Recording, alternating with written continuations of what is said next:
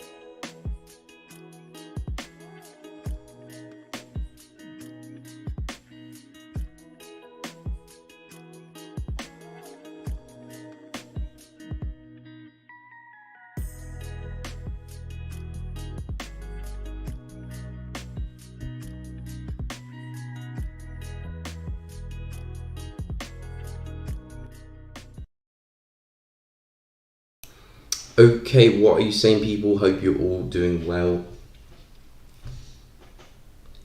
Welcome back to another live stream. Hope you're all doing well. Like always, guys, any pairs you're looking at, let me know in the chat below and I'll take a look at it for you. If you want to follow my trades, feel free to go and do that. I've got a link to that in the description and also in the chat. Currently, the broker I'm using, IC Markets. If you want to check it out, feel free to do that. I've got an affiliate link in my chat and also in my description below if you want to check that out. But yeah, I hope you're all doing well. Welcome to the stream. Any pairs you're looking at, feel free to share. Hey, what's up? Welcome to the stream. Hope you are doing good. So yeah, I'm currently in two positions. USD Chef, which I've been in since Tuesday on the 4H time frame. Again, not too much for this one. It's still kind of moving a little bit choppy, which was expected because price is still kind of in this, it's not really, well, it is technically a range, but it's just, I'm expecting price to eventually break out. So it's a little bit choppy in this, but yeah, still currently nursing this trade right now. Stops around about there, just below this support area, and looking for a move to the upside. So you can see it's taking its time. Again, this is on the 4H time frame, so I'm not expecting price to do this move in one sitting. Could be still be in this trade come next week potentially, but yeah, USD CHF still looking for that move to the upside. Again, first target up there where we'll secure some profit, and then we'll see how we can go from there. Let's do gold. Yeah, sure thing. I'll take a look at gold as well. Gold. So yeah, gold, we've seen some nice retracement. I'm expecting to be, I'm still looking for gold to be to 2000. So I still do have those bullish targets. Again, we did have a break and retest on this high here. So this high from 2 weeks ago, I believe. Nice retest there, and we saw some continuation. Now price is coming back down again. So if gold stays above this 1964, I do think gold probably will rally again to the upside if it does stay above. Oh, I can't seem to draw properly. There we go. So if gold does stay above this 1964, I'm expecting to see some upside for gold. Well, more upside because we've already seen some upside, but still looking at 2000 for targets. If we do a deeper pullback, then that's still cool because I'm still bullish on gold as long as we stay above 1945, 1946. So if we end up breaking this, now I'm still going to be looking for buys for gold because I still do have that 2000 target. But you can see on the daily time frame, we've seen some really nice bullish momentum breaking out of this kind of consolidation. So we drew a pullback. We've seen 1, 2, 3, 4, 5, 6 consecutive bullish candles since this kind of doji there. So we are due some retracement. And now that we've broken through that high, we could see even a retest of this level, or maybe if price wants to pull back a little bit deeper, a retest of that area down there. So two areas looking good for gold longs. Break through this area, I'll probably fold my arms for gold because I could be changing my bias at that point. And start looking for a push down into these lows if we do clear 1945.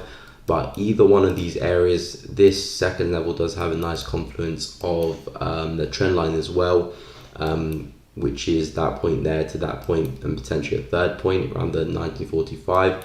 But either one of these levels, nice break and retest of that, longs are still looking good. So this downside momentum, I'm still treating as retracement. Do have to admit, a little bit choppy, so you could see price maybe relieve itself a bit deeper than the 1965 and come into this level. But yeah, I'm still bullish on gold. Still looking for price to get to 2000. But yeah, I'm expecting this downside movement just to be retracement. And if I'm wrong, I'll expect this area to be taken out. If that gets taken out, I'll probably change my bias. But either one of those areas, I'm looking for gold to head back to 2000. H, how are you doing? Welcome to the stream. Hope you are doing well. CHF JPY, of course, we'll get onto that. Eurocad buy and AUD sell. Nice. We'll take a look at those pairs as well. So yeah, I'll start with CHF and then I'll get into Eurocad and AUD. So yeah, CHF JPY has been crazy, a lot of bullish momentum for this one. Again, I have to go into the higher time frames. Oh wow, we've made we haven't. I thought we made a new high past the point over here, but still a little bit of a way to go. But nonetheless, we have seen very, very strong bullish momentum. So it could be time to see some retracement now for CHF JPY. Again, we've got this wick here, which price just poke through there, so we might see price start to retrace, correct itself.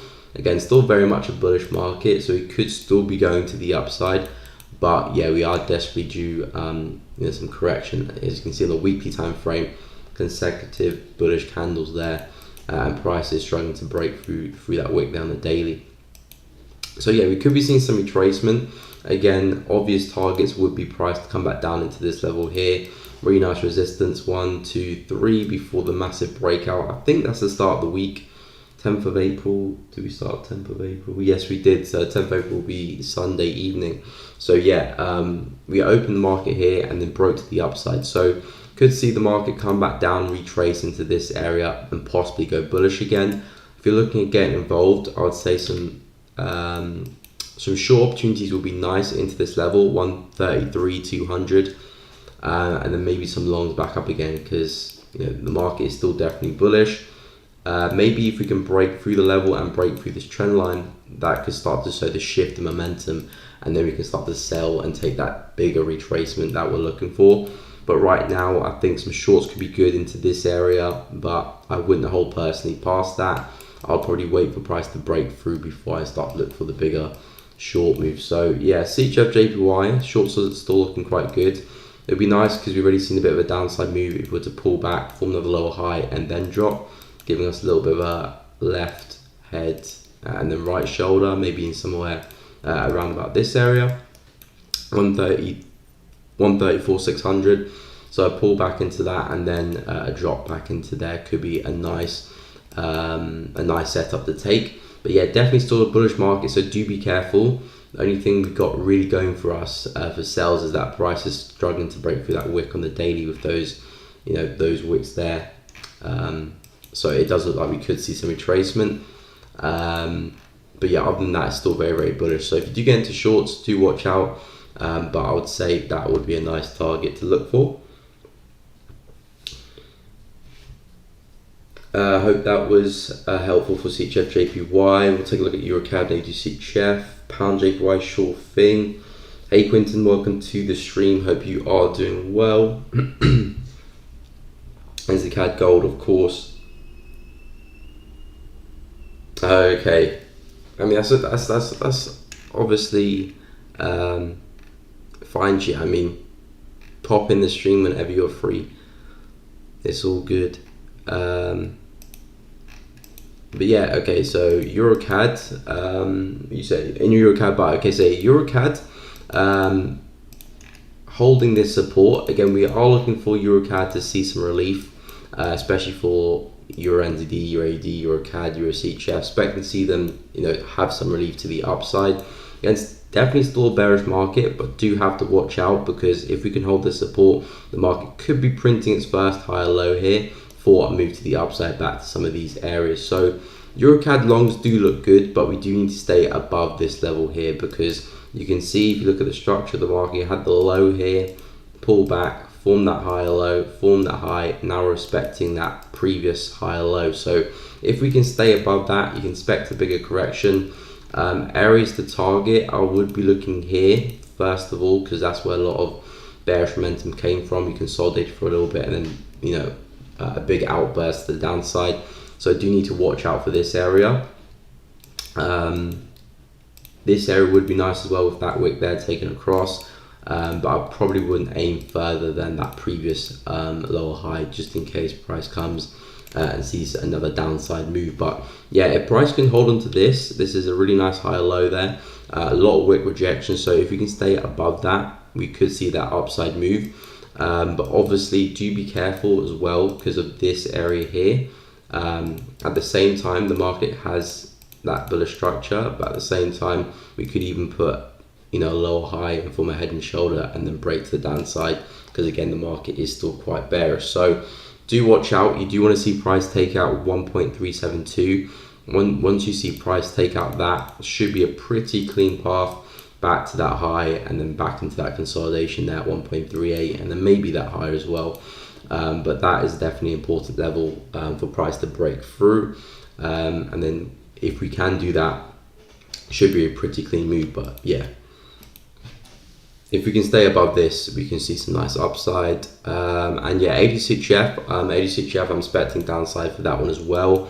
I'm expecting downside for a lot of the AD pairs, but ADCHF, a little bit choppy for my liking. It does look like it's holding onto this support term resistance here for dear life. So if we can maintain that, we can see some nice downside from that. Break above, question marks there for ADCHF, but hold on to that level. I do think we can roll over. Again, ADCHF is coming to a really, really nice level on the weekly time frame, which is this area where we wicked into a couple times and then dropped. And our price on the weekly time frame is giving us two very exaggerated wicks to the upside. So I do think this week can close bearish. Still got a day and 12 hours left, so a little bit late, but I do think we can see some downside. But yeah, if we can hold on to that support on the 4H time frame taken across as resistance, then we can see some downside. But yeah, the price action isn't the best there. So if we can roll over, that'll be great. But yeah, I'm expecting AUD to see some weakness. NZD, dropped to the downside yesterday off the back of the interest rates. I'm expecting AUD to slowly catch up with NZD as well. So I do think we can see some downside here for ADCHF, but again, do need to hold on to that level. I hope that was helpful though.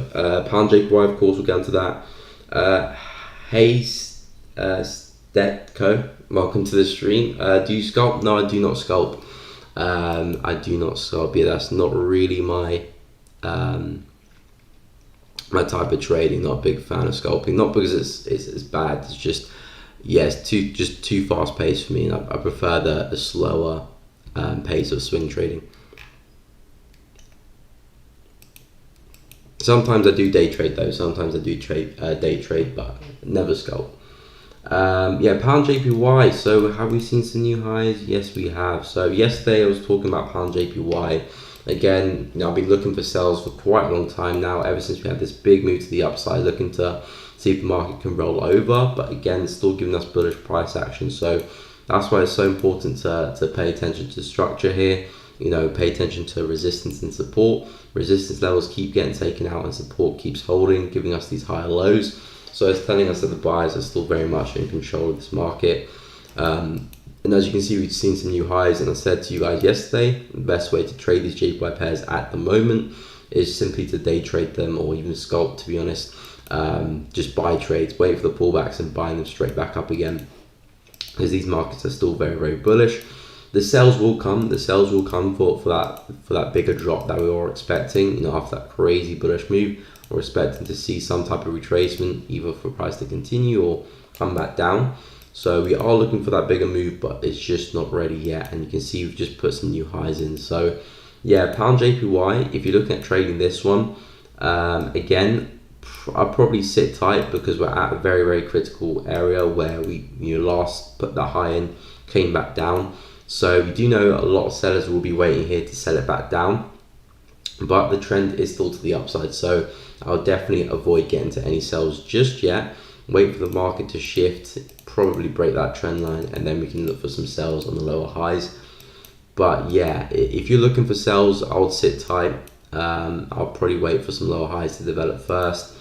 Hourly is just consolidating there, so not really much. If you are looking for the trade, then probably a break of the wick there. If you can break above that and start using that as support, that would be nice. So break above this, use it as support. Could catch a nice push to the upside, maybe 165, 500. But other than that, I'd probably leave it alone, really. And that's just my opinion on pound JPY, because we're trading at that area, and I don't really want to trade at the high or at a critical low of the market. I want price to be below it so I can target it, or be above it so I can trade away from it. Right now it's kind of just moving alongside it. So if it can break above and retest, yeah, there could be some nice continuations, but sells are non-existent for me right now. But yeah, we'll take a look at NZD CAD. So yeah, NZD CAD looking very, very good. After the break to the downside, shame because I didn't get involved with that trade. I was looking to sell this one this week, looking for some retracement. It went a little bit higher than expected. Then the news came in, and then we just dropped to the downside. So unfortunately, didn't get involved. But the good thing is that if we can bit of lag here. If we can maintain this momentum on the higher time frames, and by higher time frame I mean weekly especially, I do think NZD CAD heading right back down to these lows here. I think the market's just printing us another lower high, and I'm expecting price to come right back down to these lows. So if that is the case, we've got a long way to go to the downside, which means any bullish rallies we see in the market, we're just looking to sell it back down. So for the next 2-3 weeks, or however long it takes to get down to the lows, any bullish momentum I'm seeing for NZD CAD, I want to wait for some sell opportunities. I'm just going to short it back down, with the long-term target being there. Obviously, I probably won't look to swing it in one move. There will be levels here on the 4H I can work with to target. But yeah, NZD CAD, I'm still bearish on this one. So obvious area I want price to pull back into is this support here, 1, 2, 3. Definitely if we can see some retracement back into that would be great. And then from there, I'm expecting price to see some downside. And yeah, targets here, targets there. So yeah, NZD CAD, some upside would be nice. Again, maybe you can take advantage of some buys back up again. But yeah, I think the sells are definitely the move to be looking for. So 0.86, retrace into that, and I will be looking to sell NZD CAD right back down into 0.85.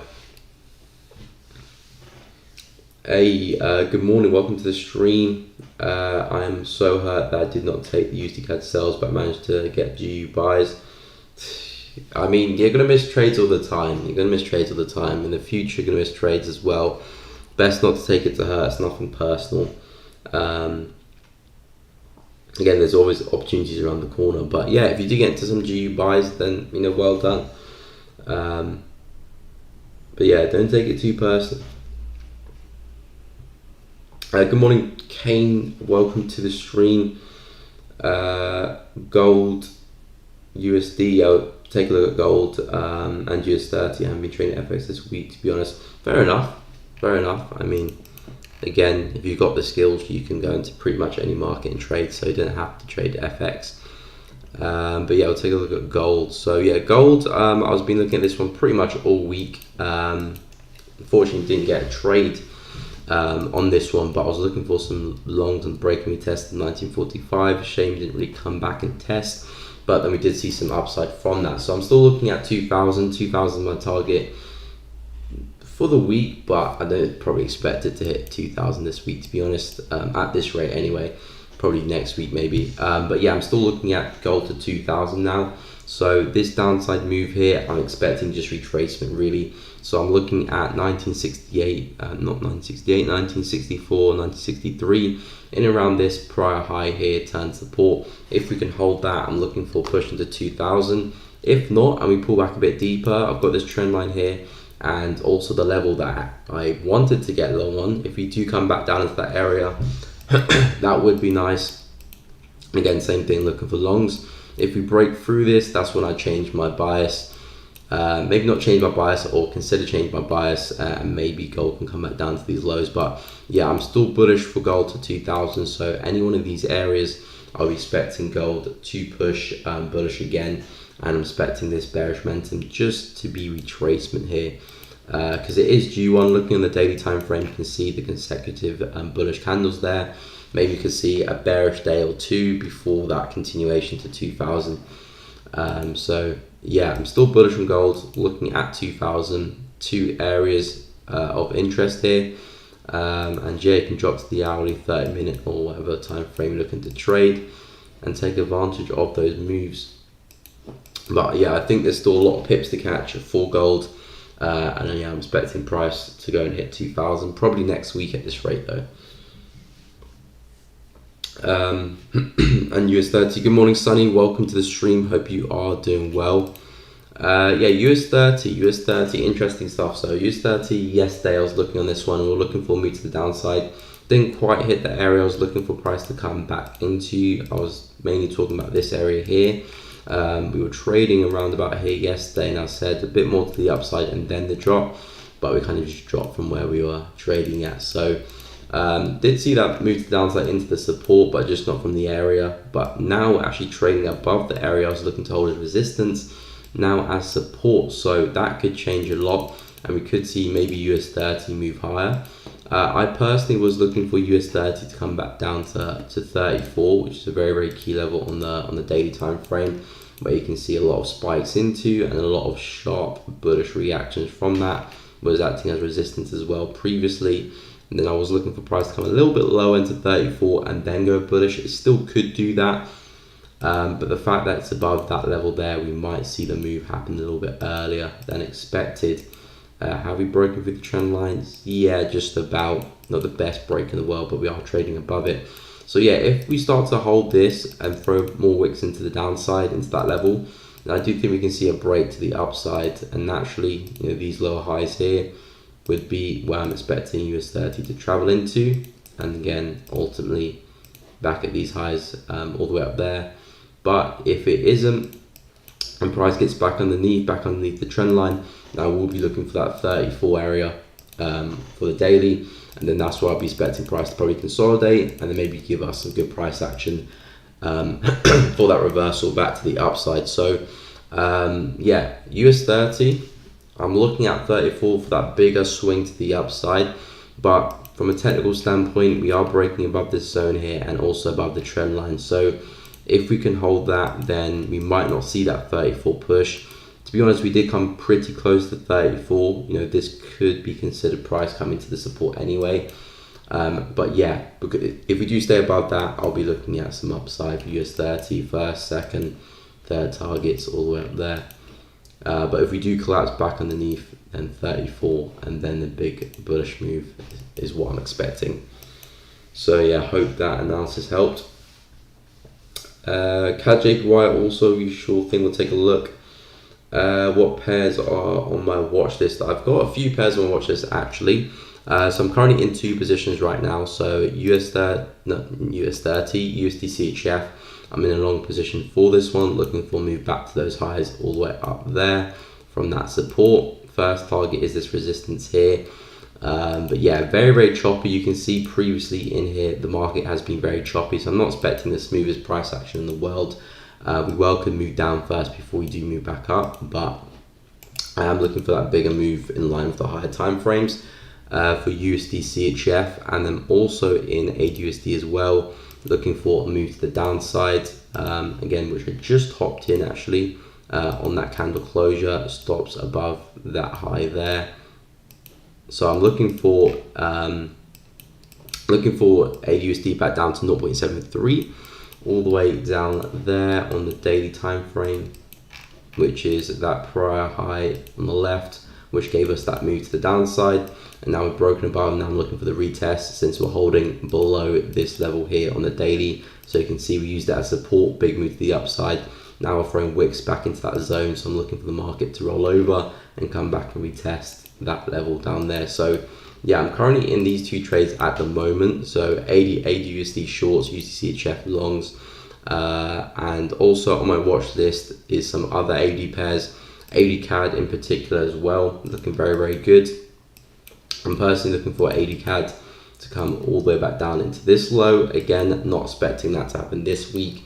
Might take some time, but I am expecting AUD CAD to see some downside, and you know, this looks to be a really nice lower swing high, and we could see the trend start to shift. So I'm looking at a bit of a pullback and then the drop, or we drop a little bit further and then pull back into that support there, and then we drop to the downside. So yeah, AUD CAD, I'm looking at shorts for this one. Get a few targets we can point out before that low there, so you don't obviously have to trade it all the way down to the low, but I am looking at AUD CAD shorts for price to come a lot lower. I'm also looking at Euro Pound as well. I'm looking at Euro Pound back down to 0.82, which is this wick down here. If we can have a successful break and retest of that daily zone there, which we did just about close yesterday, close below. I'm not going to take the first retest because it is such a strong level, and I want price to give me a little bit more downside, come back and then push. But I am looking for the retest of that full push back down into 0.82. So Euro Pound looks like a really nice swing opportunity, and I'm looking at price coming back down to 0.82 as well. So yeah, I do have 2 trades open at the moment, so I'm not really looking to jump into any more just yet. But Euro Pound, AUD CAD are looking good. I'm just going to see how USD CHF and also AUD get on. But yeah, gold does look good as well, and I keep my eye on gold just in case we do get a successful retest from any one of these levels. I'll be looking for 2,000 for that one. CAD JPY, completely forgot. We'll get into that now. CAD JPY, so yeah, CAD JPY is still bullish. Again, you can still see trading above that area, still giving us some higher highs and higher lows. Again, we haven't taken out the wick yet, but it does look like we are good to go and take out that wick. So yeah, CAD JPY for me is still very bullish. I'm expecting more upside from it. Really nice 4H candle close there. You can see we wicked the downside in the 4H, pull back up and closes a bullish hammer candlestick pattern, you know, retesting this level here on the left. So I'm expecting more upside and for price to go and take the highs out at 100.193. So yeah, I am looking for the bigger reversal for these JPY pairs, CAD JPY included, of course, but there's just no sign that the market is going to reverse yet. It's still giving us this bullish structure here, and that's just telling me one thing, that the price is still going to continue Only when we see a break of structure and price really, give us some lower highs, maybe below the trend line, then I'll entertain some sells and give some targets to the downside. But right now there is no point because we are still looking bullish here. So yeah, those highs look good to be taken out. Probably today, if we can just see a bit of a push there, maybe come New York. But yeah, CAD JPY for me still looking bullish. Probably will see some more upside there. As you analyze UTC Chevron long, I made some profit at the intraday level. I buy at deep as it's ranging before hitting TP1. Okay, nice. Yeah, that's what I said yesterday. I said, if you're looking get involved in UCCHF, because it is a very, very choppy pair, I'd wait for price to push down again before buying, because buying inside of here is a little bit tricky. But if you can find some lows for price, there was good this morning as well. Would be some nice, and if we do take a bit of a deeper dive and hold support, could be a nice push as well. Got a trend line here, price comes back into that, could be a nice place to get involved and take a small piece off in the lower time frames. But yeah, UCCHF is just in a little bit of a range here, so probably could expect a little bit more of that range price action to happen until maybe we see a breakout due to something, I don't know, but we'll have to see. I mean, it is a bit of a choppy pair, to be honest. So we're going to higher time frames for you. You can see how it moves. Did not mean to do that. You can see how it moves. Very, very choppy there. Difficult to work with on the higher time frames. But I'm expecting price to break to the upside. So that's why I'm in some longs. But yeah, I'm not expecting any clean price action from UTC. You can see the entry was not even that clean as well. Mainly just working with that support there. Strong reaction. Looking for price to continue. US 30 if possible. Unemployment. Oh, do we have some news coming out? To be fair, I haven't even checked, so I wouldn't even know. But yeah, I'll take a look at US 30. I just did, but I'll run over that again quickly. But yeah, let me actually check the news for the rest of the week actually, because we did have quite a few interest rates decisions this week. CAD, NZD, pound, I'm pretty sure, or was that inflation? But we have seen a few. Okay, so yeah, we do have some US dollar news coming out at 1:30. So that's 2 hours and 45 minutes. Yes, we do. We actually had some Euro news as well. 1:30, same time. But yeah, we do have some dollar news coming up later today, so again, watch out for that. Oh, tomorrow is Good Friday. I did not know that actually. Yeah, tomorrow's Good Friday. Interesting. Got some CAD news tomorrow anyway though, 1:30. But yeah, we do have some dollar news coming out later today, so we'll see how that impacts the market. Again, on the 4H time frame, not expecting too much from the news there. On the AUD USD, maybe something, because I'm on the hourly, so stop loss obviously a little bit less. But for me, I don't really look into the news too much. I'm mainly looking at technicals, and that's how I make my decisions up. So we'll see how that gets going, but we'll see. US 30. So yeah, US 30, I said for this one, if price stays above this 34,600 level, I do think we can see some upside here if we can hold it, but not the cleanest area, I do have to admit. If I take that across, you can see we have whipped into this area a few times, so you can see 1, 2, really nice reversals from that point. And if we can hold this again, I do think we can see price move to the upside quite swiftly. Maybe if we can get some momentum coming from in this next candle, could be a nice entry with a stop loss below. Break back below, then I'm looking at 34 before we do go bullish. But yeah, if we can hold that as support, which it looks like we are doing, I do think we might see US 30 start to push to the upside. And yeah, maybe back into 34,927, which is that first wick there. I mean, what's your bias? What are you looking to do with US 30? You looking to buy, sell? Let me know. keep forgetting to ask your guys' opinions when I do analyze the charts, because I always give you my opinion. But yeah, I'm interested to see what you guys are thinking for the pairs as well. But yeah, US 30, if we can hold that level, I think we probably will see a push into that high, and then those will be the next targets. Break below, I'm looking at 34, which is that daily region where we could see that bigger swing for this one, because I do think the next target is this high rather than price coming back down to these lows. So 34 looks like a great place to do that, but it might happen slightly quicker than expected.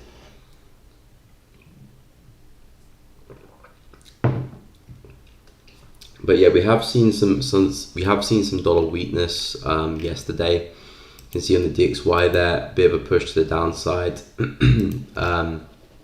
coming to 100. But yeah, if we can hold this support level, I do think dollar can regain some strength.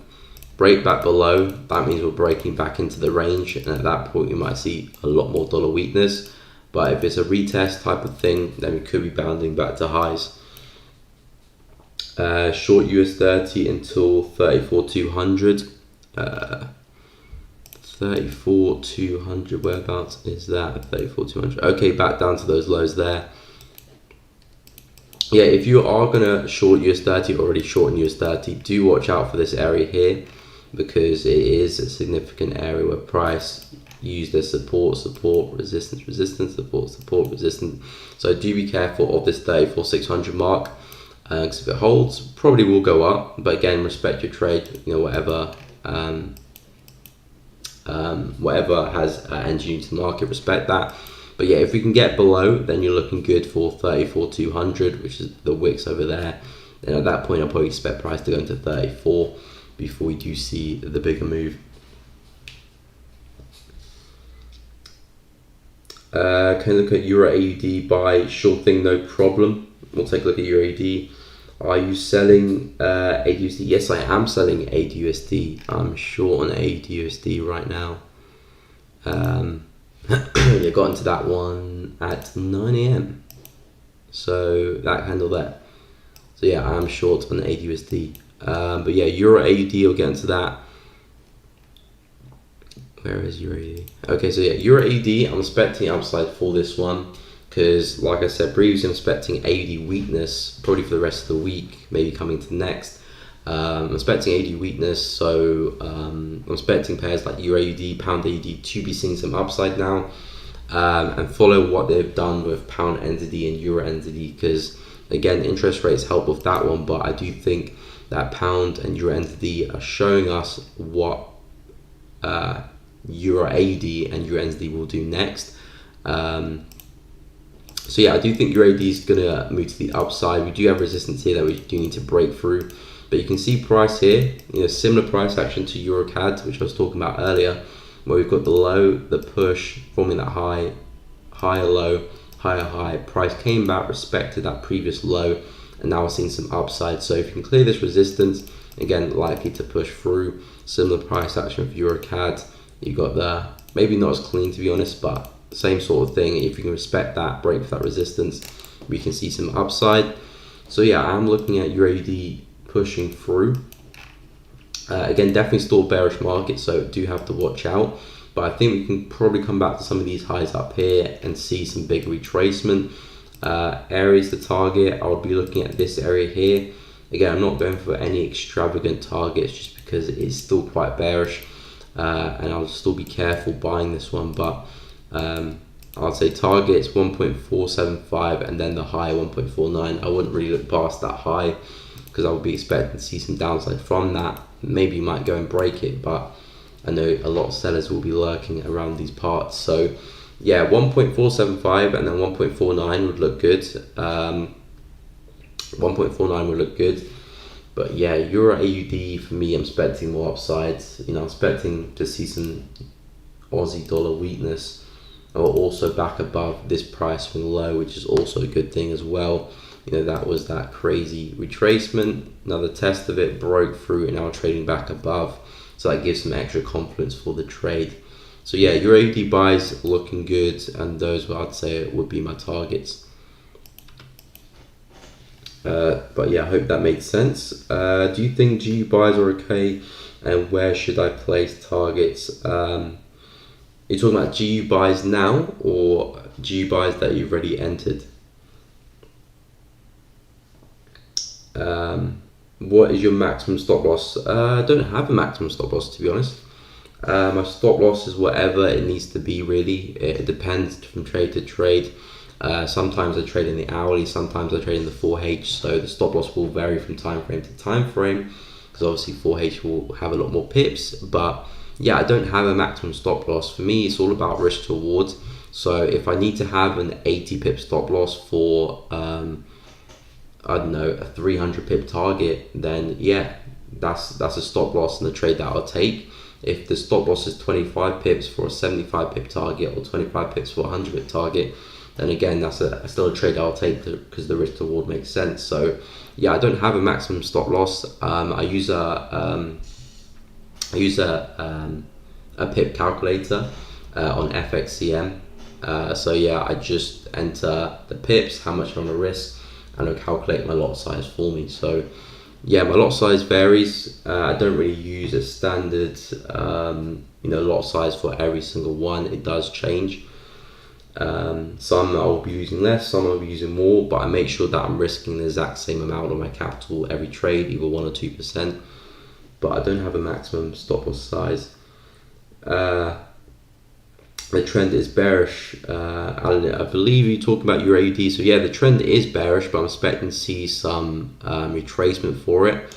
Because again, we've seen that downside move, so I'm expecting your AUD, on your AUD, to see some upside. So yeah, it definitely is bearish. No one is saying it's bullish, but we do have this kind of intra-week bullish price action here, which I think will take us a little bit higher.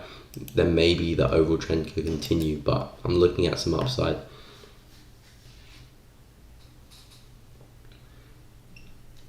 Hey, much appreciated, Chia. Yeah, guys, if you are enjoying the stream, much appreciated if you do leave a like. I'm grateful for that. Leave a like if you are finding it useful, valuable, all that good stuff. Subscribe to the channel if you haven't done already. Join the family. Everyone's welcome. Hit the bell as well. Share, all that good stuff. Will be appreciated. Hey Ross, how are you doing? I'll get into pound USD. Actually, I was supposed to analyze that pair. If pound USD 1 hour closed doji, do you think it would be a good possible short? I'll get into that in a second. Compare USJPY with US 10-year yield bonds. It said that the yield goes up until 3.2. Okay, we'll take a look. Have already entered, but I'm looking at targets. Honestly speaking, we can answer naturally makes as you find swing trade easy for me to find intraday inside the swing candle moves. I mean that's what kind of how, if I'm going to day trade, that's how I kind of tackle it, because from a swing point of view, I know where I'm expecting a pair to go. Doesn't mean I'm right, of course, all the time, but that's where I'm expecting the pair to go. So if I do find a short-term opportunity that's kind of in line with the swing trade opportunity, which could turn into a swing trade, might not, depending on price action. But yeah, it's very easy to find some small trades within that, but I do like to hold them. But yeah, we'll take a look at pound USD, because I was meant to take a look at that one. So yeah, pound, we've seen some crazy momentum to the upside. Now, for me, pound USD, I'm still bearish on this pair, like I said to you guys at the start of the week, Tuesday. I said I'm expecting 1 or 2 things from pound USD, because we were consolidating above this level of 1.3, bit of a break below, but nothing significant. Then we're also trapped underneath. I'll probably use a rectangle for this because of the wicks. So we're trapped underneath this level here and this support. So in this area, it was very, very choppy, hard to trade. We were ranging, and I said I still do have lower targets for pound USD at 1.29, but I said I want to see price really clear this level, come back, retest it, and then short, which we didn't see. And then I said either we'll see that break and retest, or we'll see price break to the upside and have a bit of a relief, because if you really look at pound, it's been very, very choppy ever since, well, technically ever since here, but this kind of wick price action of, kind of dojis and lows or small body size candles has started from here. So a bit of a false move to the upside, but it's been very, very choppy. So we need to see a bit of relief. And like I said, I'm still bearish. So I do think this move here is going to be a bit of a false move, a bit of a euphoric move, getting people excited. And I think we'll probably roll back over straight back down to 1.3 and soon enough hit the 1.29 target. So I'm still bearish with this one. The only way I would consider going bullish is if we break through this area here just underneath 1.32. Break through that, that's where I'll probably change my bias and look for price to come back to these highs and maybe some highs up there. So because someone isn't short in longs, I remember reading that. So if you're on longs, obviously it depends where you entered, but yeah, I would be looking at maximum targets of 1.318, 1.319, which is this resistance here. But I would probably be, if I was in your shoes, looking to take profit off the table coming into this area here, because you can see prices wicked in this area multiple times, and we have seen some sharp moves to the downside from this area, 1.315. So I would be looking to take some money here, but yeah, at best I'll be looking at 1.318. So it's up to you. I would say definitely where we are right now is an area where not shorts, but sellers will be looking to step back into the market. And then secondly, this will be another area where sellers will be looking to step back into the market. So yeah, if you're in that trade, I'll probably secure some profit now, but that potentially could be a target at best.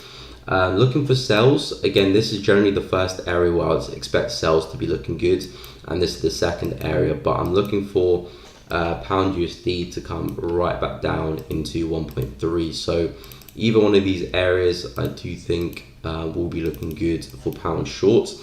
Again, the thing is to be a little bit careful, because we can't argue against that momentum. Very, very bullish price action.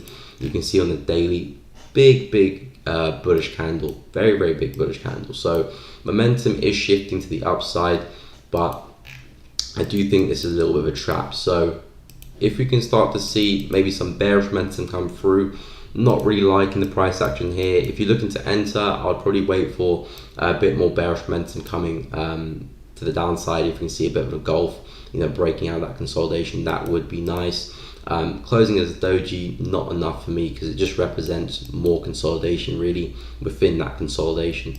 So yeah, either one of these areas is where I do think pound will come back down. An important thing to note is DXY as well, because DXY we've seen a lot of bearish momentum, but if DXY has a successful break and retest on the resistance here, turn support, then we will see a lot more strength in the dollar come back in, which will lead to pound USD coming right back down, which is what I'm expecting. So yeah, I think it's a bit premature right now for shorts, because momentum is still looking quite bullish. But either one of these levels, if they hold, I do think price will come down to 1.3, and then maybe in a couple of weeks 1.29. But yeah, because of that momentum, there's a chance we could mess around a little bit. I don't think the price is going to go straight up, straight back down. I don't think that's going to happen. I think we're going to go up, maybe consolidate, spike up a little bit, come down, form some lower highs or something, maybe drop, come back up, and then drop back down. So I think a bit more of a complex, continuation, not just straight up, straight back down. So yeah, I'll be patient with pound, but I am going to be looking for shorts. Not right now, because like I said, I'm currently in AUD USD shorts, and I'm also in USD long. So I'm kind of already in $2 pairs. So I don't want to expose myself to dollar too much. But yeah, I would be getting ready for those shorts for pound. Just a little bit premature for me right now. Excuse me.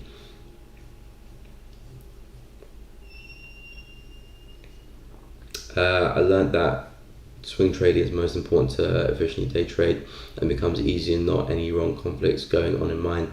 Yeah, I mean, it's all about confluence for me. I love my multi-time frame confluence. The more time frames lining up, the better. Obviously, you're not going to get every single time frame to line up. monthly, weekly, daily 4H, you're not going to see that, but the more the better, really. And obviously the more they line up, potentially the bigger the move as well, because if they're all lining up, that means price will probably continue in that direction a lot longer than if they're all unsynchronized, if that makes sense. Pound CAD, sorry, yeah, I'll get into that. I do believe in your approach and strategy, Mika. Oh, thank you. I believe too. Euro JPY, of course. Do I use seasonality? No, not really. I have looked at it before, but I haven't really ever applied it into my trading, to be honest. I mean, I do think there is something to be gained from seasonality, because on average you probably see. I mean, I couldn't tell you off the top of my head which pair is going to be strong when, but it could help from a swing point of view, because if you can analyze the pairs in the higher time frames and it also lines up with seasonality, which pair, which currency is going to be strong when or weak when, then that obviously provides just more confidence to your trade. So seasonality is just a confidence factor, just like any other indicator or anything else. But yeah, I don't use it personally, but if it lines up with your trading, then yeah, it's definitely a confidence to look at. But yeah, we'll get into pound CAD now. Pound CAD, so yeah, pound CAD, we've seen some upside. Price was giving us these higher lows, and we have, I believe, broken through this resistance here. So I'm looking at pound CAD heading a little bit higher now. I do have the targets up here, which I was sharing with you guys yesterday. I said if pound CAD does clear this level here, I'm looking at a push back into 1.656. If it holds the level, then I'll be looking for price to come back down to the lows. And as you can see, yesterday we had some CAD news, and price did push to the upside there. And now it looks like it's holding above as well. Haven't really seen a retest this morning, but like last night-ish, when was that? 6, 7, 8 p.m. yesterday was retesting that, and now it's kind of just a little bit sideways. So maybe if we can come back down into 1.646 and start to hold it again, then I do think we can see some upside back into 1.656 up there. But yeah, pound CAD for me is looking bullish. A bit of a trend line there, so maybe if we can have one more stab into that level, maybe bounce off that trend line, add a little bit more confluence, provide those higher lows.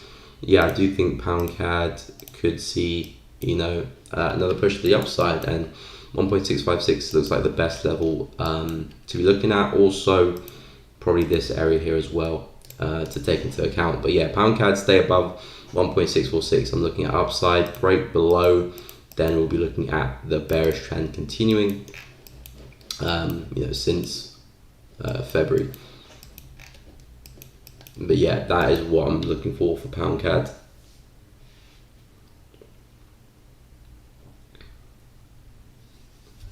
Euro JPY, will take a look. I really wanted pound CAD, didn't you? Hey, what's up, King City? Welcome to the stream. Hope you are doing well.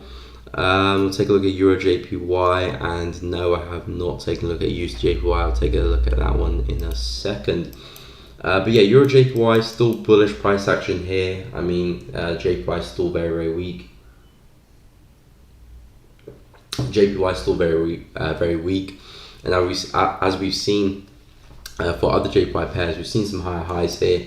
For pound JPY, we've seen higher highs for CHF JPYs keep going up. Some other pairs as well, but Euro JPY, I think if we can keep this price action up, probably we'll see some high highs as well at 137,500. So coming into the week, I was talking about this level here, 135,400, 135,500. I said if we can retest that, could be some nice longs there. Price just kind of missed it, but you can consider that a retest. And now we've seen some upside from that. So I said yesterday, we could be putting a higher low, maybe at this area. Price did have a bit of a false break of that, came back above. So technically it does look like we're holding that area as support. But yeah, I'm expecting push back to highs. Obviously, this would be the first target here at 137. Nice psychological level as well. But yeah, I do think Euro JPY probably will continue to the upside now.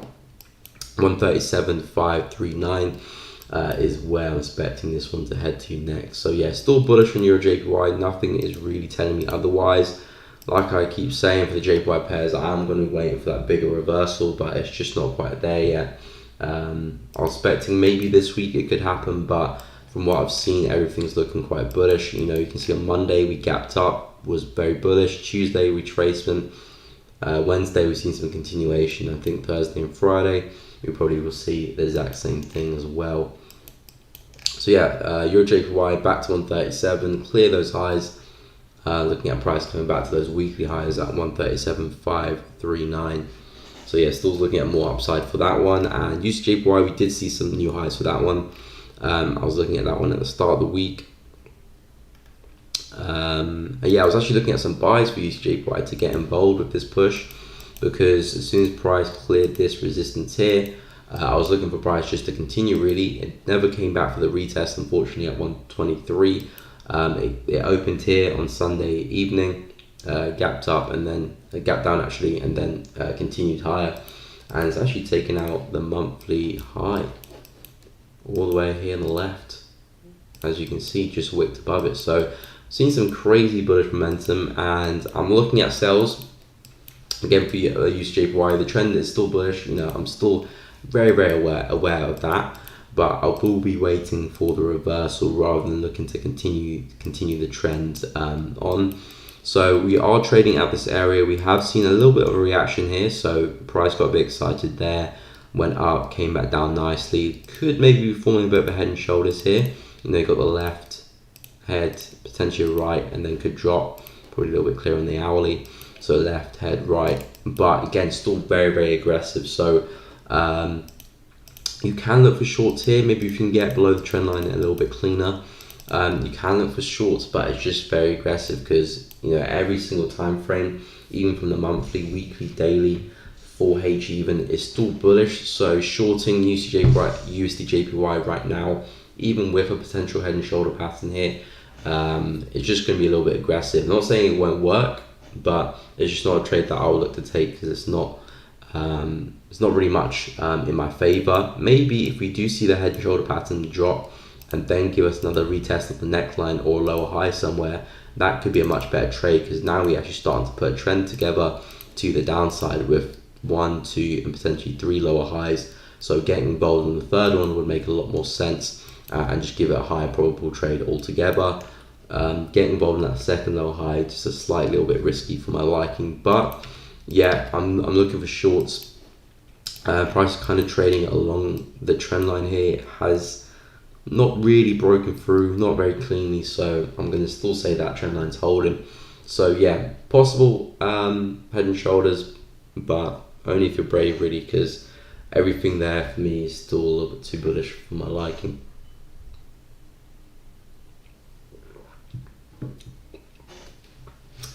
Pound JPY, of course, we'll take a look at that one. Sorry, just joined. No problem, Mikey. Welcome to the stream. Can you please analyze AUSD? Of course, I actually do have a position open on AUSD at the moment. Hey, welcome to this. Again, no problem being late, guys. No problem being late. Any traders you? I suppose you mean trades. Any trades on? Yeah, I do have 2 positions open right now: AUSD shorts and USD CHF longs. I'll go into that in a second, but I'll quickly go through GJ. So yeah, pound JPY, looking at that one earlier. Where is it? Pound JPY, pound JPY, pound JPY. I completely lost it. There it is. Okay, so yeah, pound JPY, like I said early on the stream, not a fan of this one.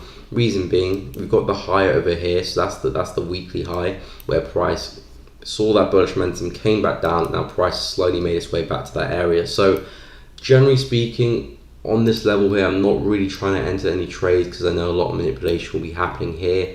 Again, it's where a lot of people will be interested, either buying into the selling this or looking to buy on the breakout. So typically, I'm not really a fan of trading at these areas. I'd rather trade towards it or wait for price to clear it and trade away from it.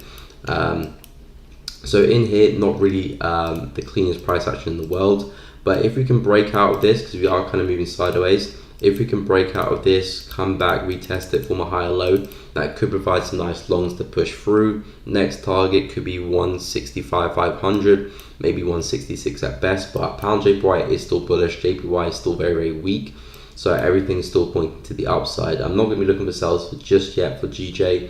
Everything is still bullish for me. The structure, higher highs, higher lows. Nothing's telling me that this is going to roll over just yet. So if anything, like I said from last week, the best way to trade GJ right now, pound JPY, is to just be buying those pullbacks on the lower time frames and just following this bullish trend and really taking advantage of the weakness whilst it's there. As a swing trade, I'm waiting for that bigger correction, which is due probably in the next couple of weeks or so. So that's the trade I'm going to be waiting for. But in terms of just following that trend and taking advantage of 20, 30, 40, 50 pips, looking for those pullbacks and just continuing the trade makes the most sense. But I'll wait for price to break out of this and come back and retest it, just because I don't really like trading on that line there.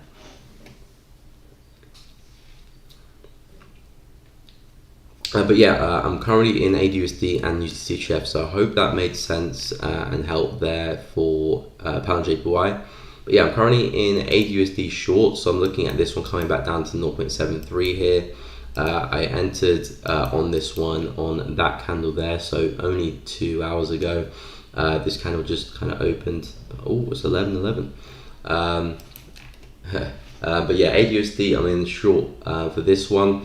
Again, reason being, price has had a really nice wick above this prior high here on the left. So on the daily chart, we'll be moving sideways, big wick to the upside. So I know a lot of buyers will be excited, buying as that comes up, and obviously taking out a lot of stops above that high for the higher time frame traders. So I do think that the market can start to relieve itself a little bit.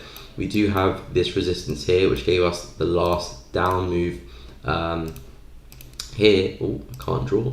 A last down move before we did see that big reversal.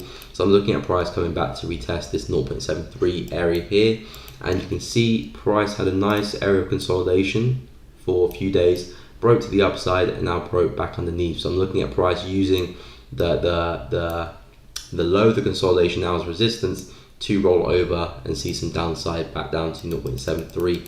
So that's the kind of the thesis behind the trade, the theory behind the trade. Now I'm looking at price coming down. Obviously, first targets here, obviously at that support, because price could come back down and go back against me. But I'm expecting it to break, because I'm expecting the sellers to be in control of the market now. These are my lower highs I'm working with, and I'm expecting to be another lower high here. So I'm looking for the market to drop to the downside. But again, a nice swing opportunity for this one. Probably not expecting it to be done this week, because it is Thursday already, but hopefully get some nice momentum before the end of the week, taking out 0.74. And also USDCHF, I'm currently in this one as well in some buys, which I got on Tuesday on this support at 0.93. This one, again, I'm not hourly, but I'm managing, so that candle there, but I'm managing on the 4H, reason being because USDCHF is very, very choppy, as you can see, and especially in this range here. So I don't want to be micromanaging the trade too much and looking at every single up down move, because that could get very frustrating and it could lead to emotions starting to surface into the trading, which we don't want to see. So I'm looking at every 4H candle close, but I'm expecting price to move to the upside back to highs. Reason being, look at the higher time frames. I know very, very messy, but if you look at the detailed price, we are still putting these high lows in all the way since June 21. We're still putting higher highs. I mean, well, not really, but we're putting higher lows in, which is equally as important. And now price has given us this trend line here, which price is working with. Recent high low here a couple of weeks ago, and now we're holding this as support. So I'm looking at the market breaking to the upside back to highs. And possibly even going higher, but that is the plan for the trade. First target is this resistance going across here, if we can break through that, I'll probably will look for a second entry on the retest of that level, if I can get one, of course. Same targets, just to maximize the trade, because I probably expect it to take a week or so. So if I can take 2 trades here just makes the most out of the trade if it's going to take that long. But yeah, USDC Chef longs, I'm in this one, a little bit choppy, and ADUSD, I just got into some shorts for that one as well. And yeah, pairs on my watch list, AD CAD. I've got AD CAD coming back down to 0.91707, this low here. So yeah, I'm looking at shorts for this one. Price has been quite bearish though, so I haven't really found an entry for this one. So I'm waiting for either price to pull back and give me another low high in reference to that high there, and then drop, or drop now and then pull back into this level here, and then give an entry, and then continue back down to those lows. But excuse me, I'm looking at price giving us a reversal here, and then there's a few areas where I'm looking to target as well. But yeah, for me, AD CAD, I'm expecting it to drop. Euro pound, I'm looking at this one dropping into 0.82 off the break and retest of this daily level running through here. I'm looking at price going back down to those lows, but it's just a little bit messy. I don't want to get onto the first break and retest, because this is the first break, and because it's such a key level in the daily, I don't want to get in too early. I want price to push down a little bit more, and then probably get in on the second if there is a second, of course. If not, then I'll just find a lower high somewhere down there, and then yeah, shorts back down to 0.82. But yeah, currently in USDC Chef and ADUSD, so I'm going to see how they get going, and got a couple other pairs I'm looking at as well. ADJPY, of course, we'll get into that. Oil, of course, we'll take a look at oil. I love that. Pound USD entry was at 1.299, so let me see what that is. 1.299. Okay, so your entry is all the way down there, so that means you're calm then. I mean, because if your entry is all the way down there, that means yeah, you bagged a lot of pips on that move. So yeah, if I was you, I'll be looking to take probably at least 25% of that position off, maybe even more, to be honest. And yeah, just managing the trade, because at this level here we could sell off, or at that level we could sell off. So keep an eye. If that was your entry, that could be a target up there.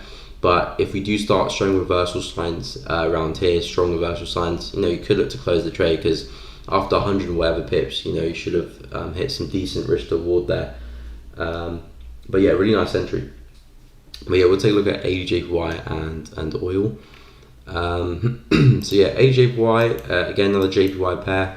Haven't actually seen some new highs for this one. You can see price formed a high over here. Tried to go and take out that high again with this bullish move, and failed. And now it's trying to again push higher. It hasn't failed yet. It could still definitely move higher. And it probably can do, because JPY is still definitely weak. I'm not sure if it'll be weaker than AU, not AU, then Aussie. But yeah, price is starting to form these low highs potentially, so we could be seeing price roll over. Again, I wouldn't enter on this low high for shorts. I'd wait for price to give me probably a fourth one, and then take the dive, because right now price is still respecting support and is still climbing high. You can see we had this push, higher low here, consolidation, broke to the upside, retest, still pushing, consolidating, could definitely break again and just take all these highs out in one move. So the price is still definitely bullish. You can see on the hourly time frame, price is still definitely respecting this area. So yeah, I'm looking for sells for the JPY pairs. I'm not really interested in buys anymore. All of them have seen some ridiculous upside moves, so I'm looking at the downside. So that's my bias for all of them really coming into the market, but they're just not quite there yet. So again, for ADJPY, I wouldn't really advocate buys. It's definitely not the cleanest JPY pair to buy. There's some other cleaner pairs which I've just analysed. But JPY, ADJPY, I'm waiting for a break of that and the next lower high, and that's when I'll look to get involved. Because at that point, it'll be showing to me that the buyers are still trying to push price higher, but they keep failing. And if they can give me one more time, then I'm expecting price to trade back to these lows, maybe even lower, and start to correct some of this price action here on the left. So yeah, the sells are coming, hopefully next week, maybe not the week after. But right now, your best bet is probably to buy it up, but I'll probably focus on other JPY pairs, to be honest. Because if you hold that, then I'm expecting price to move into those highs up there. But yeah, I hope that made sense. But yeah, onto oil. So oil, we've seen a successful retest of this level here at 96. This is where we consolidated, broke to the upside. So all of that bullish momentum came back to retest, and now we're doing it a third time. So price for oil is not quite out the clear yet. We could definitely still rally, and in fact, if we do keep up this bullish momentum, I'm expecting oil to come into 116, back to those highs there. But we do have one more high we need to take out, because from a structural point of view, if you look at the market here, how it's moving, we've got the low, lower high, low, lower high, low. This here is our main lower high. So if the market, still holds on to this, we could definitely still come back down to 96, and at that point, shorts will be looking very, very good. But if we clear this, start to form some higher lows, then 116 is what I'm expecting for oil. So this level here is truly where I'll be focused on if you're looking to trade oil, because that will define to me whether the bulls have won the battle or the bears have held firm. We've seen some price action there, but again, not enough. Price is retracing kind of this bullish momentum here. So I'd like to see one more attempt, and if we start failing, put some low highs in. You can get involved into some sells. Couldn't speak for a second there. And then 96 would be a really nice target. But if we rally straight through and put some higher lows in, then yeah, 116 all the way up there will be your target, because now the structure is holding firm, and then you can see price start to rally. So yeah, oil, look for 104 to see what happens there. And then yeah, hold 96, break 116.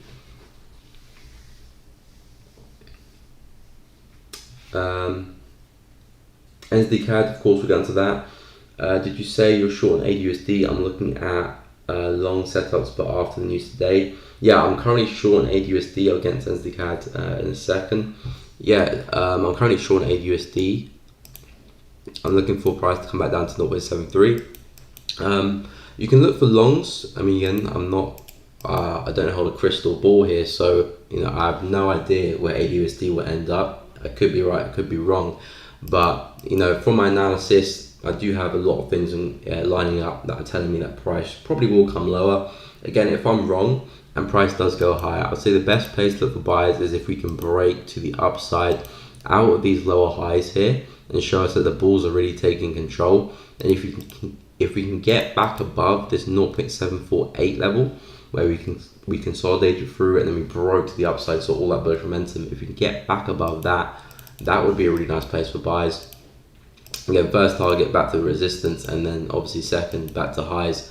But yeah, back above this level would be nice for buys. Buying from here is a little bit risky because you're buying to the consolidation. And again, this is where we had a lot of the market just consolidating, building up orders. And then we saw that big rally to the upside. We thought AU was just going to keep going, because it's been in such a bullish trend, but price came all the way back down. So this was a big fake move to the upside. So now it's telling me if price could successfully hold this, I'm expecting price to drop, get back above, and then this could be a fake move for price and then continue to the upside. So yeah, if you're looking at longs, wow, that is a very messy chart. I do apologize. If we can get back above here, longs will look good, and even better back above here, longs will look even better. But stay below that, I'm short bias. But obviously you can do whatever you want. I could be wrong. Yeah, NZD-CAD is looking very good. NZD-CAD is on the watch list for me, just because of what I expect to come next in the next few weeks. I'm looking at NZD-CAD coming right back down to these lows, and in fact, I'm looking at price coming back down to these lows. And that's just purely from technical analysis on the higher time frames. And what I've been seeing over the recent months and weeks is that a lot of my analysis on the higher time frames, and when I mean higher time frames, I mean weekly, monthly, quarterly analysis, does end up playing out quite well, and it's normally in line with fundamentals, and I don't really look at fundamentals. So when I see moves happen, big moves happen, I normally just look from a technical standpoint, and I drop to the higher time frames, and normally I can see why it's happening.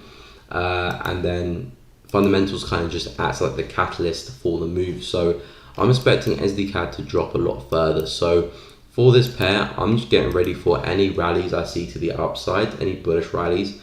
I'm just going to be looking to sell it back down. I've got a few targets to work with before that low there at 0.8349, 0.83439. So yeah, I'm expecting price to come into there. Probably will take 1 or 2 weeks to get there, to be honest. Obviously, we could melt and see some really strong price action, or we could take our time and mess around a little bit before we get in there. But that's the goal for SDCAD. So with this one, really nice level there, which we broke through off the back end of the interest rates for NZD. So it would be nice to get a retest of that level before we drop. But yeah, SDCAD shorts for me. I'm not looking to get short just yet. I want price to come a little bit higher before I do get involved. But SDCAD 0.86 would be great, and then 0.85, 0.84, then 0.83439. So any bullish rallies, short, short, short. But yeah, I'm expecting a lot more downside for this one, and AUD as well. I'm expecting a lot more AU and NZD weakness in general.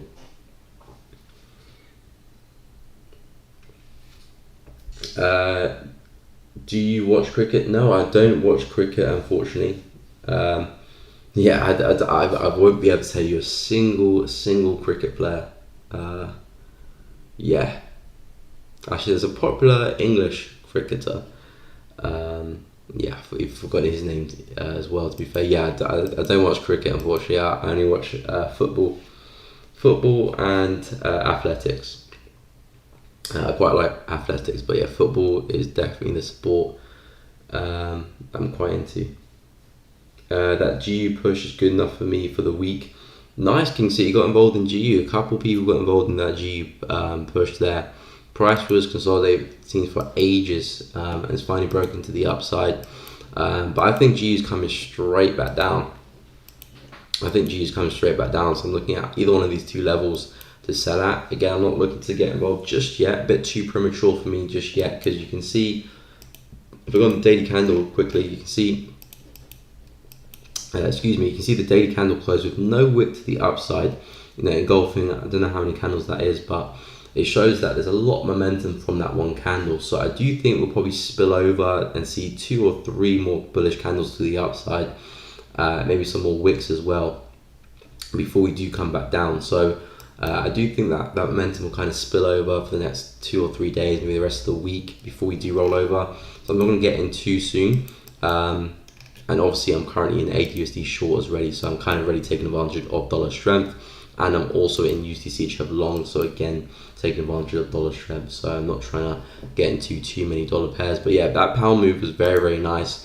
Again, if I measure, that's around about 100 something pips, 140 pips to the upside there. So really, really nice push into that area.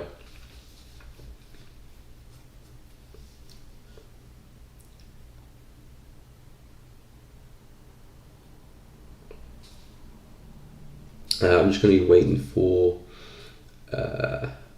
Michigan sending that result 2 p.m. See if the division is good favourite. Not if not going to be strange long Tuesday. Okay, fair enough. I mean, that's definitely something that I've never looked at ever. So yeah, I wouldn't be able to comment too much on that, to be honest. Again, I'm very, very technical with my trades, and every single trade I take is based on 99.9% technicals. Yeah, I have no idea. I'm not even going to be looking at that outcome, to be honest, as well. So yeah, I mean, if that's your plan, stick to it, because don't listen to what I'm saying. If you got a plan and that's the plan you wanna do, then 100% go for that. Win or fail, doesn't really matter. But yeah, I'm just gonna give you my opinion and everything. And that's the thing about the market. There's a million different ways to trade the market. Pick one, stick with it, and then just improve. But yeah, I don't really look at that, so I would have no idea what's going to go on with that one, to be brutally honest. I'm still expecting dollar strength anyway, Again, we've got a really nice consolidation here. So if we can get a successful break and retest of that, then I'm expecting dollar to move to the upside. Again, a little bit far away, so might see some dollar weakness to actually get us to retest that level, to be honest. But if it is a successful retest, then expecting dollar back to highs. So maybe some weakness to start with, and then we might gain some strength. Break back below, then we could see a lot more weakness. And then I'll probably start changing my bias for some of those pairs. But that's what I'm looking at for dollar as a whole. But we've seen some interesting moves this week. I've had a few pairs that I had my eye on this week, which I've been unfortunate not to get involved with. I did share. If you haven't joined my Telegram, feel free to go and do that. Link in the description or on top of the chat. But I did post 5 setups at the start of the week on the Telegram. 5 setups that I do have my eye on for this week. One of them was USDCHF, which I've managed to get involved with, so decent there. Gold, I said longs the gold to 2000, haven't managed to get involved with that, but with the retracement might be able to get back involved even the retest of that, or if gold pushes a little bit more down into this level here. USD was another one of them, but I didn't manage to get into that one because of the interest rates happened overnight. So there was just no entry for me for that one, but I was looking for USD to come back down into this area. Hasn't got there just yet, so we might see USD roll over again. But I was looking for the break and retest of this area, which happened successfully. Big wick to the upside, didn't manage to get an entry overnight and then dropped, so I missed that. And then obviously the CAD as well. I was looking for some retracement and then dropped and then missed. And CAD CHF as well. I was looking for price to break above this level, which it has just about done now. So I'm looking at CAD CHF to push through, come back, and then back to highs for this one. So I've only managed to get 1 out of the 5 that I was looking for. But I've obviously got into AUD, which is pretty much similar to USD anyway, but been looking good, and hopefully we can see something from that. Seeing a bit of momentum now, so let's see how that gets on. First target 0.74, that's where I'll secure some profit. I'm not sure if I'll go to break even. If I see some serious momentum come down, I probably won't, because strong momentum means we could see strong pullback before we break through. If it's nice and corrective and I can see a lower highs to work with, then I might stick a stop loss to my entry. But whatever happens, if we can get there, I'll be securing some profit. And then break and retest of that, because yesterday I said to you guys, there's two entries that I'm looking for AUD. Either price breaks the low, so it keeps going and breaks the low, and I get involved there, or price retraces for me and then I get involved in the lower high. So obviously you can see price is retraced and I've got involved in the lower high. Now the second thing is the break and retest of this low at 0.74. Now I'll trade it to 0.73, and if I get that, again looking to maximize my trades. It's a thing that I'm trying to do now to add to my trading. Because in the long run, obviously there will be times where I get into the second trading that fails, or second trading that works a little bit, comes back against me. But in the long run, if I maximize my wins, it will make me even more profitable. So it makes sense to do that. So if I can get break and retest on this one, I'll be looking to scale in. Same thing with USDCHF as well. Break and retest of that high, I'll be looking to get involved as well.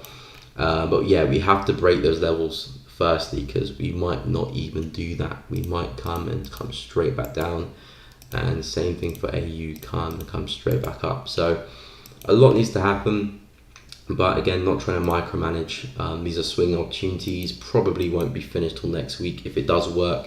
So for me, it's just about managing the trade and giving it the time it needs. So you don't look at any economic news with high impact, so it's fine. I just didn't know it technical. Just didn't know you do it technical only. But Euro and USD pairs, I'm not trading today. I don't really, to be honest. For me, I used to about a year ago, not in depth really. Just to be keep up to date with some of the results and stuff. But what I've seen, especially with my trading, I can't speak for everyone, but with my trading, when I do my multi-time frame analysis from the higher time frames down to the lower, I'll probably say, generally speaking, probably about 75% of the time I can guess what the outcome of the news would be, just based on technical analysis and where I expect the market to go from a technical standpoint.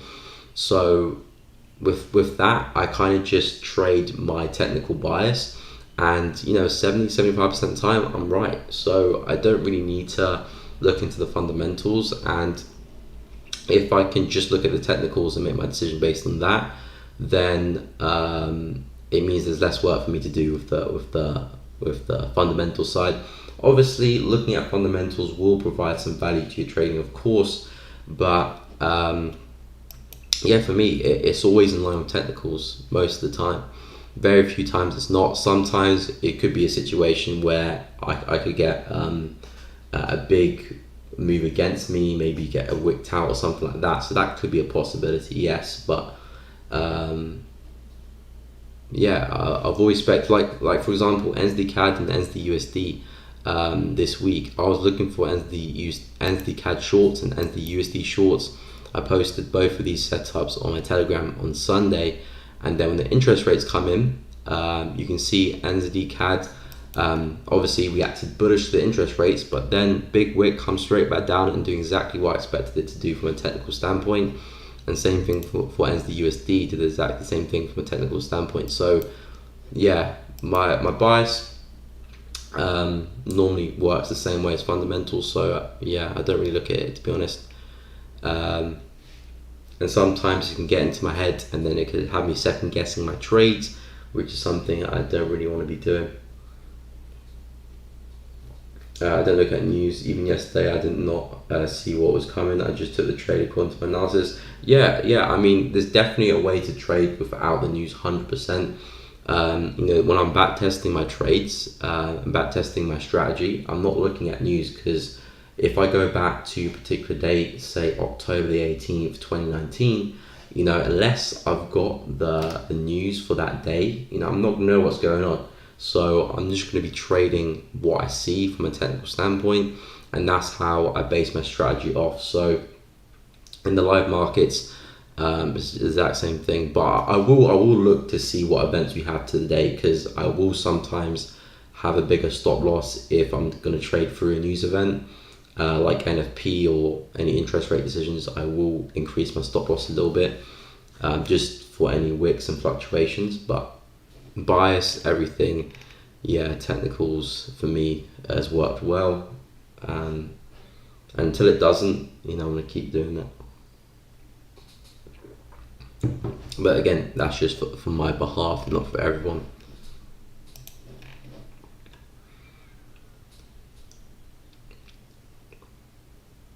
But yeah, going to be waiting to see how these pairs get going on. Euro pound, I can see some really nice shorts coming up into those lows, so we're going to be staying patient for that one. But yeah, we'll be seeing what happens with gold on the retest. Again, I'm not too sure if I will enter a trade for gold, to be honest. I'm pretty confident with the analysis, but because of what I'm currently trading right now, I've got $2 pairs open, so for me it doesn't make too much sense getting to a third one. Again, I know gold, the correlation between gold and dollar has been quite a bit off, to be honest, recently. I mean, you can see right now DXY is coming down, but gold has come down as well a little bit, so it doesn't really make too much sense right now, the correlation. So but yeah, I just probably wouldn't, because I've already got $2 positions, and both of them are not at break even. I haven't secured profit on the UTCHF either as well, so I don't want to put myself, expose myself too much. But maybe I might take a small position if it's a good entry, but I will be looking for it. So if I do get anything, I will let you guys know on the Telegram, of course. So feel free to go check that out. But yeah, I haven't quite had the retest yet. Still a little bit way to go. Need to see if we can get some nice rejections around this 1966, 1964 area before I push higher. And if we break through that, then that'll be the second area. But yeah, I'm expecting to see some upside for them. And yeah, I do have one eye on Bitcoin and Ethereum as well. I'm waiting to see what these guys' next move are. From a swing point of view, they are looking very good. I'm either looking to keep it like very, very simple. I'm looking at price either coming back to highs or back to these lows here at 30. I'm just waiting for the setup to occur for those buys or for those sells. So I'm going to try and look to swing this in one move really. Again, don't really trade Bitcoin and Ethereum too much intraday, but from a swing point of view, could be very, very nice. Get a really nice risk reward, something like 1 to 10 maybe. So, you know, if the trade loses, it loses, but if it's successful, 8 beautiful times.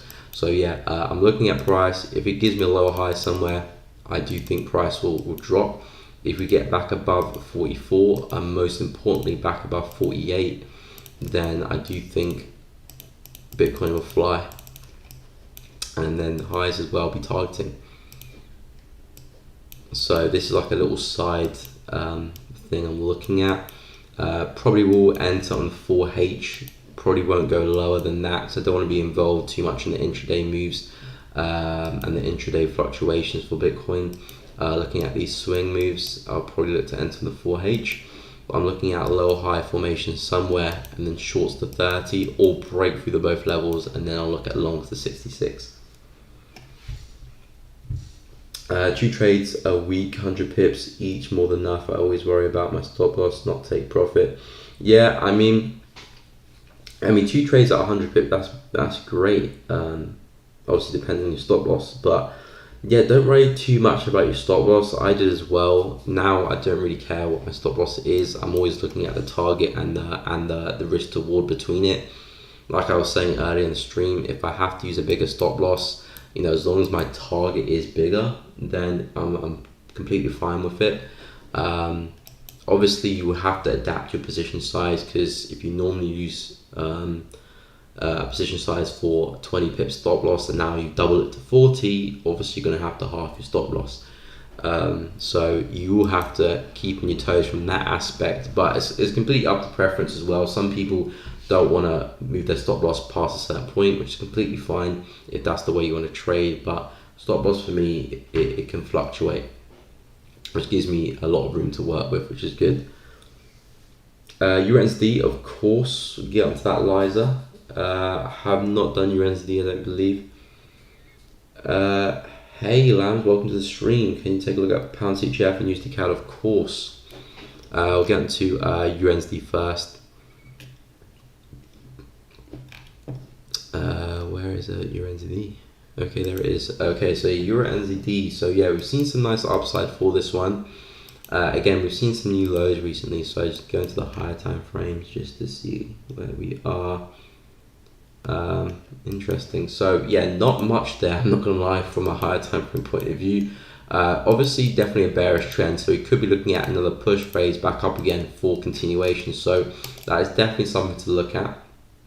But looking at the prior swing low, which is obviously this low here, if we can get back above that, then we do have some nice targets to work with.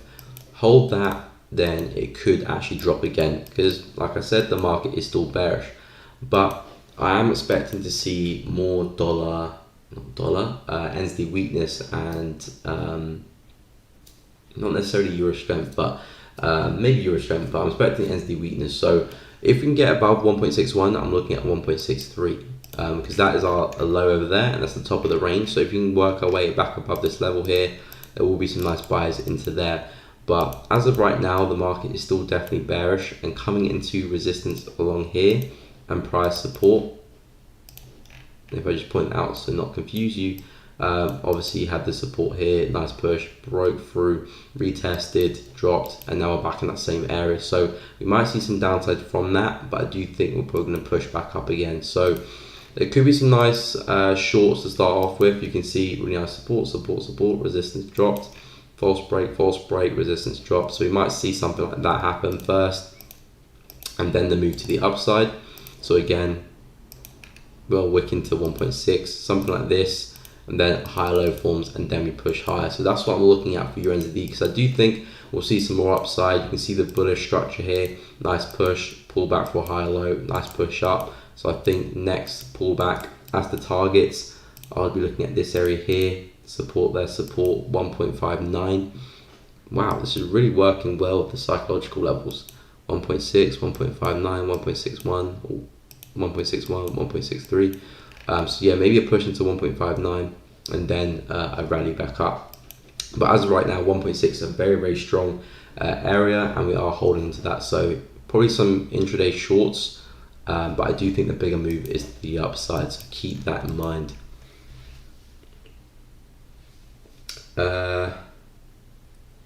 Yeah, I'll get into pound CHF and used to CAD now. When drawing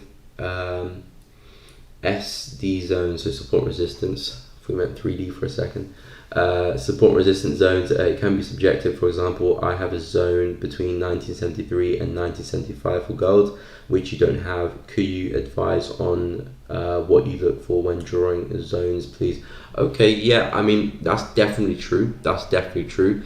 And again, trading in general, definitely technical analysis and fundamental analysis really as well, but a lot of it's subjective. You know, I could teach 10 people support and resistance and send them off to the charts to draw support and resistance, and they probably all find 10 different levels. They might find like the same big major levels, but even that, the thickness of the zones and the way they draw it might be slightly different as well. So it's always going to be subjective, but the kind of rule of thumb, the way I work with is with support and resistance, I mainly look at two things to find drawing with support and resistance. So if you have bullish structure like so, the main areas I'll be looking at for support and resistance will obviously be the highs and lows.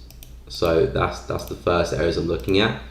And then I'm also looking at where areas have wicked into many times and then seen some nice upside move, because that's told me where price, you know, is starting to actually find a lot of liquidity, you know, pull back into, find some orders for a bigger move. So these are typical areas where you see a lot of wicks, maybe price breaks through, wicks back in, wicks, you know, stuff like that. So those are the kind of the two kind of categories I put my support and resistance into. So not remove drawings. So I'm either looking at the highs and lows of a trend, or I'm looking at zones. So this here, typically you can see a lot of wicks into this, wick, wick, you know, kind of, that's a bad retest, but retest to go up. Here as well, a lot of wicks into this area. So I know a lot of orders manipulation could be in this area, a lot of spikes, and then we can see the relief. And then obviously the lows here I'll be looking at as well. So yeah, those are the two kind of main categories I'm focusing on when I'm drawing levels. Where did you say your level was? 1973, 1975. So obviously you're talking about this area here. So yeah, that would be a nice area as well, to be honest, because we've wicked into it there, wicked into it here as well, wicked into it there, nice false break. So yeah, that could be a legit area as well. And that's the thing, if you've drawn an area, you're just going to have to work with that area, because again, another thing to take into account as well, don't look to the left too much, because I do think that's a big part of support and resistance that people do struggle with and don't get their head quite around, because technically in the market there's support and resistance everywhere. There's support and resistance throughout all time frames everywhere. And I could draw, you know, a random line. I could draw a random line in the market around here, and then look left, and there's probably some support resistance, you know, around this area. Support, really nice support there as well. Probably resistance somewhere else as well. So you don't want to be looking to the left too much. Generally speaking, you want to zoom into your page and kind of focus on kind of this kind of section of the market. You want to be focusing on that kind of section, and focus on the support resistance zones in this kind of area, rather than looking to the left too much. You can look to the left and look at the major areas, and that could be for higher time frame levels. So yes, there is support resistance levels, but when you're drawing your support resistance levels that you want to buy from, so to say, You don't want to be looking to the left too much because those are old support and resistance levels. You want to be looking at the new ones. Where's price respecting right now? That's what you want to be looking at. You can see this was a prior high. This is going to be support. If it breaks below, I'm looking at this area where price got congested. So yes, if you've drawn support level is a good level, I would be looking at that a lot. But now I'm focusing more of my attention onto these areas. So I'm constantly drawing new support resistance levels every time the market prints more candles, because the market's always going to be respecting new areas. So yeah, don't look to the left too much. I'm going to be focusing on the kind of the areas that price is kind of trading in right now.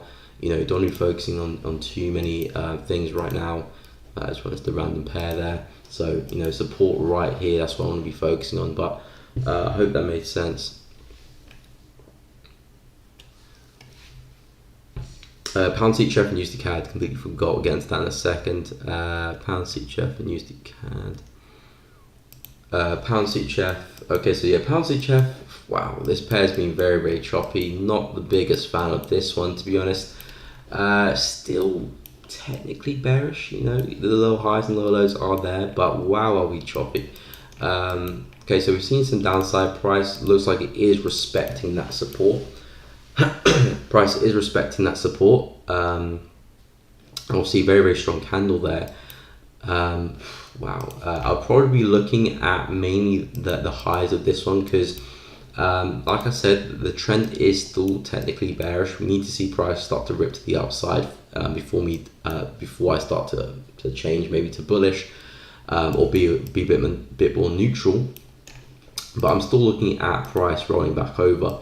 So I know we've seen a big relief here to the upside, but I'll still be looking for some sells to come right back down. Again, you don't have to look for a sell all the way back down to here, but this would be a nice area to look at, before you do look for that push. So we are coming into previous support on the left, now time resistance at 1.23. I think generally speaking, from this area here, look to see if you can get some lower highs in there, maybe some patterns in the hourly or 30-minute or wherever you trade, and then a push back down to 1.222 would be nice. And then maybe if we're lucky, we see the trend continue back into the lows at 1.212. A lot of twos there. But yeah, for me, the market is still bearish, but just very choppy. So I'm not a fan of the price action. But again, bearish market, primarily looking for some sells. Maybe you start to break through this area, I'll probably change my mind. But you can see, had a nice reaction, tried to break through that area once, tried to break through it again, failed, came back down. So that is where I want to be looking to see if the market can hold and drop from.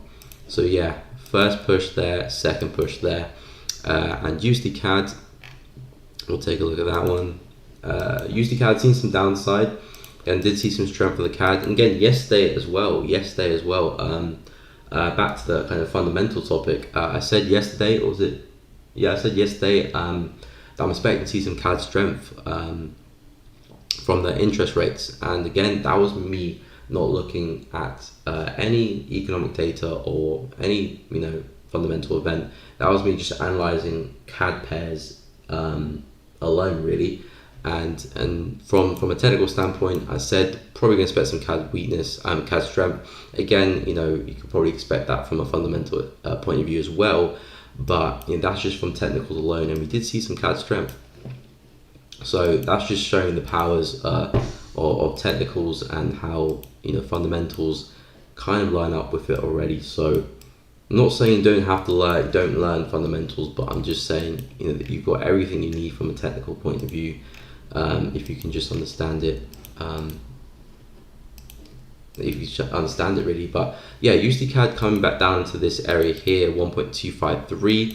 Could be some nice longs here, I'm not gonna lie. Could be some nice longs back to the upside, 1.26, maybe back into that zone up there. I know we've seen a very, very strong reaction, but if you're looking at getting to some sells, you want to see some pullbacks anyway. You want the market to pull back from a low high, then drop. So buys from here will be looking very, very good. And we know that because we've consolidated here, had a false move to the downside and then burst to the upside. So we know that a retest could be happening since we failed to do that previously. And now we can see some upside. So if we hold 1.25, 300, could be some nice longs back into some of these areas, and maybe 1.266 up there. But yeah, buys from here looking good there for USD CAD. If the stop loss is more than 50 pips, I don't take it regardless of the setup. I mean, that's fair enough. If that's your plan, then respect that, entirely. And that's good that you've got something in place that when something happens, if it's bigger than 50 pips, that's not a trade for me. Fair enough. If that's the way you want to trade, 100%, go with that. Again, people are going to manage their trade differently, take different setups. That's why there's so much speculation in trading, because everyone can do it in a completely different way. Even a person using the same strategy could trade it slightly different. So that's fair enough if that's how you want to do it. I wanted to enter AUSD, but the stop loss was large. Can you give another alternative? Okay, sure thing. Do you mean alternative trading setup or alternative entry for AU? The stop loss 37.5. That's not too big, but fair enough. It was too big for you. You could be looking at a break and retest of the low here, so maybe you can get a tighter entry there. You can drop to the lower time frames and try and take advantage of maybe a lower high forming. So we could be seeing a lower high form here. So maybe if price can obviously break the low here, you can get a stop loss above here. Again, a little bit more risky because obviously price could pull back, but if you can get a break and a stop loss above, you can maximize your risk reward that way, and probably get your stop loss to maybe under 20 pips or so. So that could be a way to trade, or you can wait for the break and retest and see what happens there. Any other pairs I'm looking at, Euro Pound as well, where Euro Pound doesn't have a lot of pips, to be honest, so you can probably get a tighter entry on this one. But yeah, Euro Pound, I'm looking at it coming down a lot further. So this level here, 0.83, if we can hold as resistance, I'm looking for market to roll over. And again, if you can get an entry somewhere, I mean, that's not good price action at all.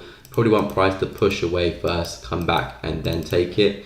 But if you can get something like here with a stop loss above, again, that's probably about 20 pip stop loss there for whatever target you want to aim for. But I'll be looking at all the way down here, and that's about 100 pip target almost. So yeah, risk reward looking pretty healthy there. But yeah, Euro Pound could be something to look at. And maybe Pound USD as well if you start to reject some of these areas, but a little bit too premature right now. So if I was you, heads up and Pound USD, one of these areas for some shorts. If you're looking for AU, wait for the break and retest of that low there. Maybe you can snap a tighter stop loss there, or Euro Pound as well, which doesn't have too many pips involved.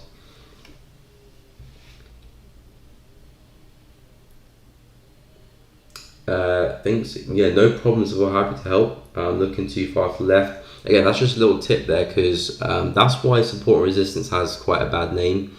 Not a bad name, I would say, but a lot of people saying like, oh, support resistance too basic. Why are you using support resistance? Got to be used supply and demand. Which is true. Supply and demand is a good technical tool to use, the good technical aspect to using your trading, yes. But support and resistance is literally the basis of all markets, really. Stocks, everything. Obviously once it breaks and goes to all-time highs, something else happens, but support resistance is the basis of everything. And a lot of people do, when they first get into all support resistance, they're just looking to the left, and that's how they're looking all the way to the left and they're like, okay, good support there, good resistance there, which is true because there are support resistance levels. But if you're looking to the left, all of a sudden now you're not looking for the time frame you're looking at. If I'm looking at the daily time frame, this is really the support I want to be working with. Resistance up there, support, that's the resistance and support I'm going to be working with. And when I start doing this and going to the left, now I'm not looking at daily time frames support. I'm looking at probably monthly or quarterly level of support and resistance. So that changes the time frame. So I can't really be using this level to base trades on from a daily. I need to go higher to wait for candlestick patterns there. So yeah, just focus on the levels that price is reacting with now. Generally speaking, this kind of area here, not towards the left, just this kind of area. I don't know how many candles that is. If I can measure that actually, around 200 candlesticks there. I mean, it's gonna vary. If I go to gold, it's gonna vary.